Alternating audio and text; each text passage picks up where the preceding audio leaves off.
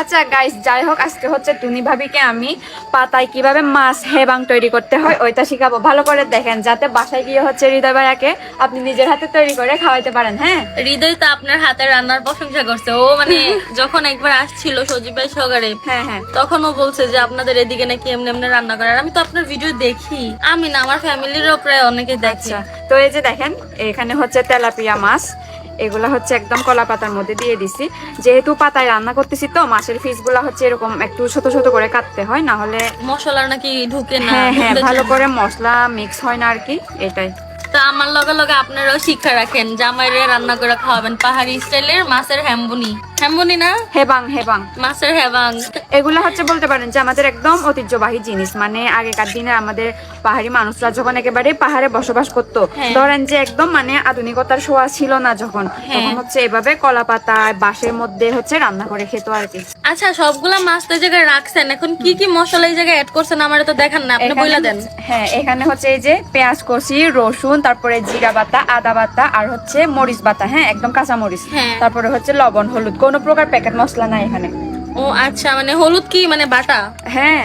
ও আচ্ছা। এই যে, তো এই যে দেখেন, এখন হচ্ছে মানে সব মশলাপাতি এখানে দিয়ে দিছি, আর এখন হচ্ছে তেল দিব। তেল ছাড়া তো খাওয়া সম্ভব না। একটু লাড়াচাড়া করে দেই। এত তেল দিতেছেন কেন ভাবি? আপনাদের জন্য তেল বেশি করে দিয়ে দিচ্ছি। ওরে, তেল বেশি দিলে খাইতে মজা হয় মনে হয়। এখন হচ্ছে মশলার সাথে ভালো করে মাছগুলোকে একদম মিক্স করতে হবে, কারণ পাতায় রান্না তো, যেহেতু মানে এগুলো হচ্ছে খুলে মানে নেড়ে ছেড়ে দেওয়া যাবে না, সেজন্য হচ্ছে ভালো করে মিক্স করতে হবে। ভাবি শিখে রাখেন কিন্তু। হ্যাঁ, শিক্ষা রাখি, তোমারে খাওয়ামো বুঝছো, বাসায় গিয়ে রান্না কইরা। অবশেষে অনেক অপেক্ষার পর আমাদের মশলা মাখানো কমপ্লিট হয়েছে। মিরাপু, এখন এটারে কি করবেন? দেখতে থাকেন এটা কি করে। আচ্ছা যাই হোক, এই যে দেখতে থাকেন কি করতেছি। এটা আর একটা ইয়া রাখছিলাম, কলা পাতা দিয়া। হ্যাঁ, ওইটা দেন। ওইটা দিয়ে হচ্ছে এটা একদম শক্ত করে বাঁধতে হবে।